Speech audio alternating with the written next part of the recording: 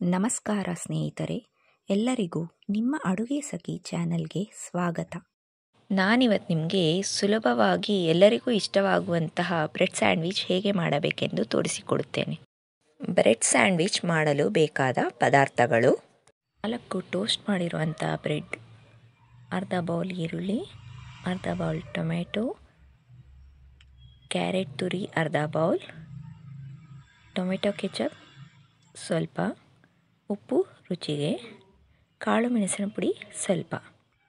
ಈಗ ಟೋಸ್ಟ್ ಮಾಡಿಕೊಂಡಿರುವಂಥ ಎಲ್ಲ ಬ್ರೆಡ್ ಸ್ಲೈಸ್ಗಳಿಗೆ ಈ ರೀತಿ ಟೊಮೆಟೊ ಕೆಚಪನ್ನು ಸವರಿಕೊಳ್ಳಬೇಕು.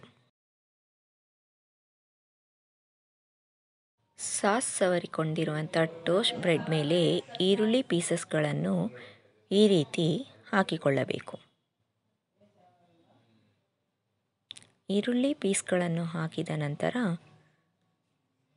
ಟೊಮೆಟೊ ಪೀಸ್ಗಳನ್ನು ತೆಗೆದುಕೊಂಡು ಅದನ್ನು ಇದರ ಮೇಲೆ ಹಾಕಿಕೊಳ್ಳಬೇಕು.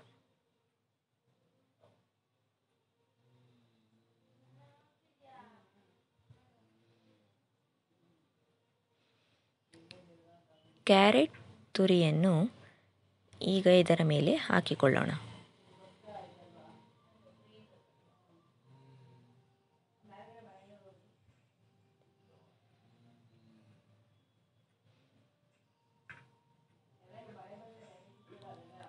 ಚಿಟಿಕೆ ಉಪ್ಪನ್ನು ಹಾಕಿಕೊಳ್ಳೋಣ.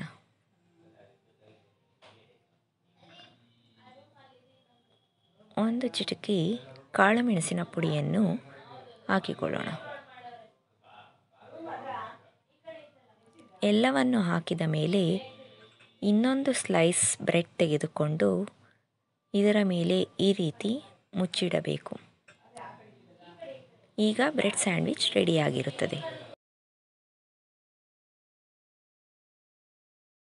ಮುಚ್ಚಿದ ನಂತರ ಟ್ರಯಾಂಗಲ್ ಶೇಪ್ನಲ್ಲಿ ಕಟ್ ಮಾಡಿಕೊಂಡರೆ ತಿನ್ನಲು ಸುಲಭ. ಈಗ ಬ್ರೆಡ್ ಸ್ಯಾಂಡ್ವಿಚ್ ಸವಿಯಲು ಸಿದ್ಧ.